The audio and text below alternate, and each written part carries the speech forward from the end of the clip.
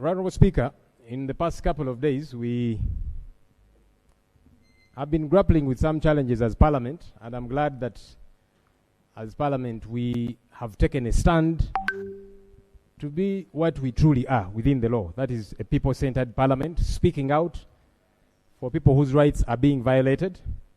And there are some steps in that regard. We are waiting to see how those get to be quickened. What I'm referring to is the situation of Dr. Kiza Besigye and other political prisoners belonging to NUP and others who are here, and we pushed government to take action, especially after the ruling of the Supreme Court. Yesterday we were in court. We thought that they were going to attain their freedom. Court said in a few days we shall hear from them. We are waiting. What we are insistent on is to see that these people get to attain their freedom. Honourable Speaker, as we are dealing with that situation, again there is another attendant issue. Kidnappings of citizens have resumed, Honourable Speaker. Honourable Speaker, as a party, so far 7 of our members and leaders, whom we know about, because we hear there's several others that have been kidnapped and we are yet to connect with the families, have been kidnapped by goons. And I'm saying goons because these are people who come in ordinary cars, as we call them, drones, in plain clothes, having guns, and they pick people from their cars or kidnap them from the road, some from their homes. So these are unidentifiable people. Can we use the word unidentified people than using the word goons?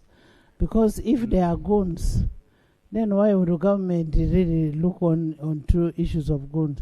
Let's be polite enough for us to get a solution to this. Honourable Speaker. Because kidnap is not correct. It's not correct. So let's use a better word, a parliamentary word. Honourable Speaker, really, the reason I have used that word is because just like if people attack you in your home. Honourable Lob, let's use a parliamentary. Honourable Speaker, let me call them unidentifiable bandits because they are wielding guns.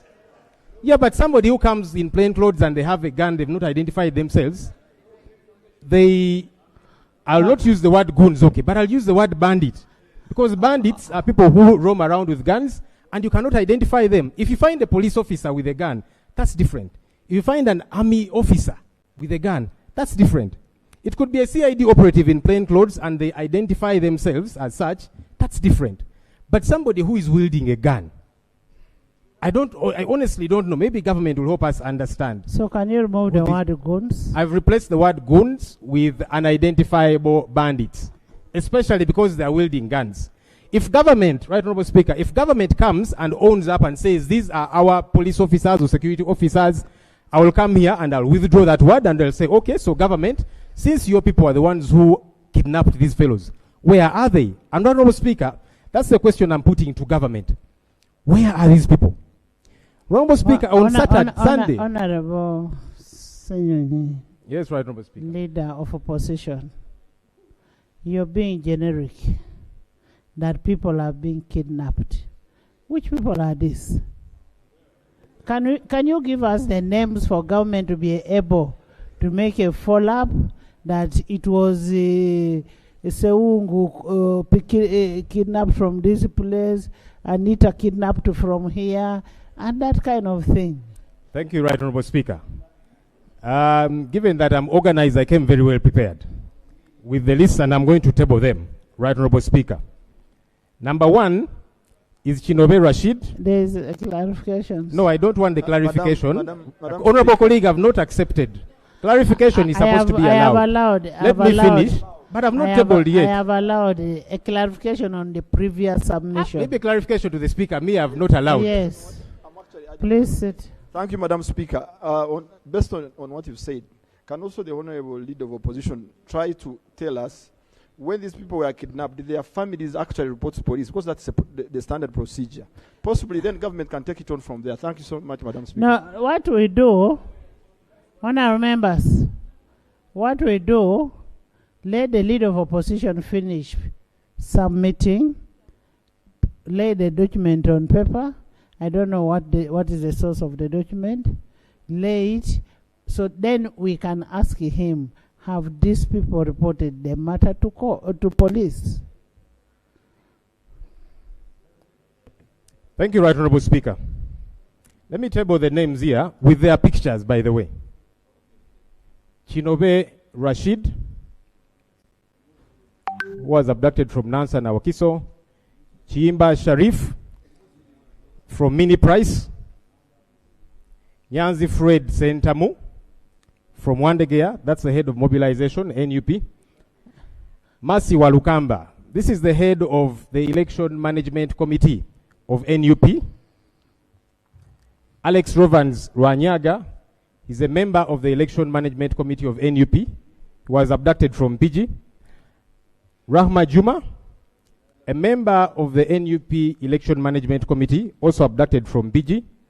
Kayabula Eddy, also a member of the NUP election management committee, abducted from PG.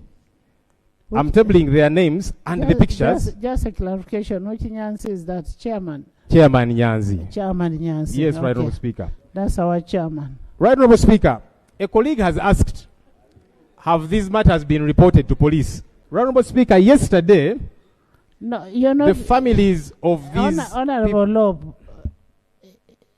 somebody is disturbing me here that whether I'm no. Chairman Nyanzi was our chairman. He was a chairman of NRM for years in Kamocha. So that's why he got the name chairman. So he's still chairman. Yeah, and people do change party. I will not talk about the presiding officer. Let me proceed with the issue I was raising. Right Honorable Speaker, yesterday, the families of these people, together with our lawyers, went to police stations from all the areas where they were abducted from, here in Kampala and in PG, because a group of our election management committee members went to bury the mother of one of them in Rakai. On their way back, they were kidnapped from Lungala, Mpiji. Police, all those police stations, they said, we don't know what you're talking about. Honorable Speaker, today, the Uganda Police Force on its social media, its verified social media account, has put out a statement saying they are not the ones who arrested these people. Can government then account? Because if it is not government, then it's probably some rebel outfit within town. And government needs to tell us, are you no longer in charge? But as far as we are concerned, Honorable Speaker, of course it is government, because many people have been abducted in similar fashion, and they end up at the military court, and they end up wherever, in torture chambers and so on. Honorable Speaker, on Sunday, as I wrap up, on Sunday, government was celebrating the Janani Luwum Day. The Prime Minister led government officials, they were in Kitgum, to celebrate an incredible man who fought against injustice in this country. And government officials kept talking about how Idi Amin's regime was abducting people, it was evil. But you people are doing the same thing. The law prescribes how, if you want to arrest somebody, how you get to do that. Honorable Member. I don't know why government does not want to follow the law. Honorable We are not even saying that we are above the law. Lob. We are saying, if you want to arrest somebody. Lob. We have not confirmed who was abducted. I am going to give an order that I need a report on the people you've laid on table by Tuesday.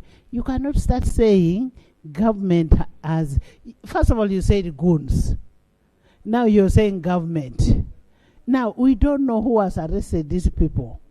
So we will find out who has arrested these people, and then if it is government, government will take responsibility.